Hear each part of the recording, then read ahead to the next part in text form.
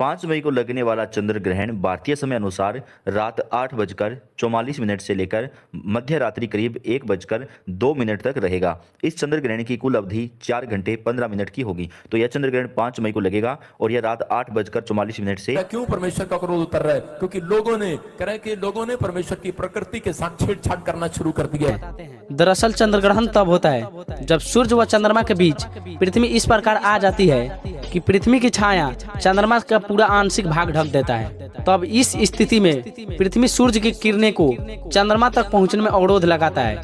इसी को चंद्र ग्रहण कहते हैं। ऐसी चीजें आपके सामने होंगी आने वाले फ्यूचर में कि समझ में नहीं आएगा। मानिए आने वाले सालों की प्रभु ने दिखाया और वो मैं डेट टाइम भी आपको बताऊंगा।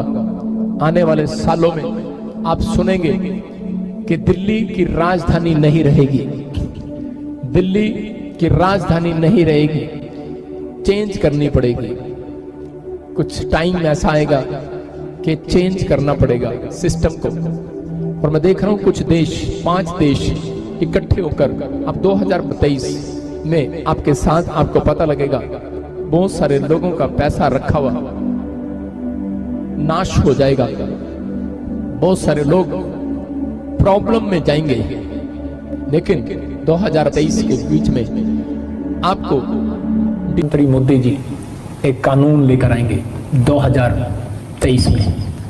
लेकिन इसलिए परमेश्वर का आत्मा आपसे बात कर रहा है, चाहे आप इंग्लैंड में, ऑस्ट्रेलिया में, अमेरिका में, पाकिस्तान में, आना ही आना है। मैंने कहा था बड़े तूफान भूकंप आएंगे, तूफान आ गए, अब भूकंप की बारी है।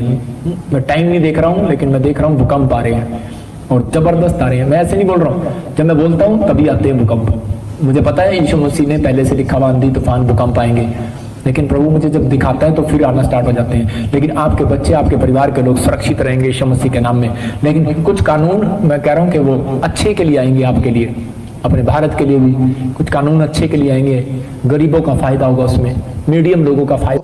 अनदेखा ना करें, आप इस चीज़ को अनदेखा ना करें। ये एक ऐसा विषय है जो हमें अवेयरनेस की तरफ लेके आता है, वो हमारे परिवार के लिए, क्योंकि प्रभु ने अपने इकलौते पुत्र से प्रेम किया। उसी प्रकार हम भी हमारे पुत्र और पुत्री और हमारे माँ बाप से प्रेम करते हैं।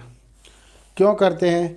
क्योंकि वो रीति उसने सिखाई है और हम उसके लिए कुछ भी करने को तैयार हो जाते हैं। उसी प्रकार परमेश्वर भी अपने एक पुत्र के वादे के लिए सब कुछ कर सकता है। आप जान के अनजान ना बने, आप अनदेखा करते हैं मेरे भाई बहनों। कोई आपसे मांगता है तो आप नहीं देते हो, कोई आपको पुकारता है तो आप नहीं जाते हो। आप क्यों ऐसा जीवन जी रहे हो? जबकि परमेश्वर के सिग्नल यही है कि जो परेशानियाँ आती है उसके पीछे परमेश्वर खड़े होते हैं।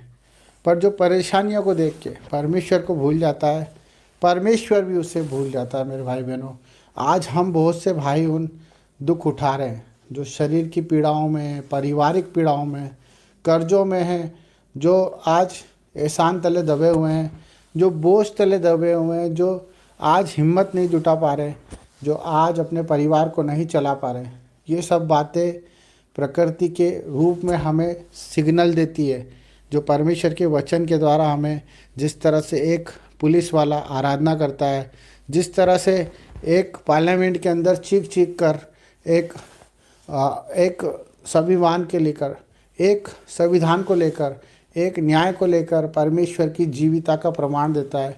और इसी तरह परमेश्वर की प्रकृति भी उस चीज़ का प्रमाण देती है। जब नदी नाले सूख जाते हैं, जब आकाश काला हो जाता है और चंद्र ग्रहण होता है और सूर्य उदय होता है और पंछी आकाश में इधर से उधर होते हैं, जिन पे कोई बंधन नहीं है, जिन पे कोई बंधन नहीं है, वो कोई देश को नहीं जानते, वो कोई जात नहीं जानते, कोई समाज नहीं जानते, वो सिर्फ परमेश्वर की हमें सिग्नल देते हैं, वो परमेश्वर की क्रियाओं को हमें समझाते हैं। पर हम भूल जाते हैं कि हम इस सृष्टि में ईश्वर के भरोसे आए हैं।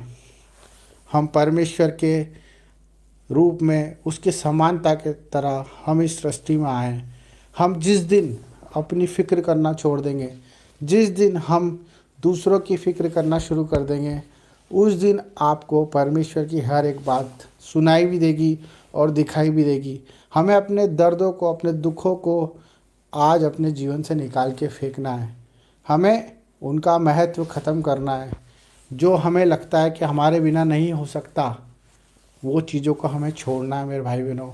हमें हर एक जिम्मेदारी को प्रभु को सौंपना है। हमें हर एक बात को प्रभु के हाथों में सौंपना है, चाहे वो कितनी भी बड़ी बीमारी क्यों ना हो, हमें परमेश्वर के हाथ में ही सौंपना है। चाहे वो कितना ही बड़ा संघर्ष क्यों ना हो, क्योंकि जब आयुब को आप देखते हो बाइबल में कि वो परमेश्वर को कहता था कि अगर परमेश्वर चाहे तो मुझे मार भी दे तो मैं उस पर भरोसा करना नहीं छोड़ूंगा।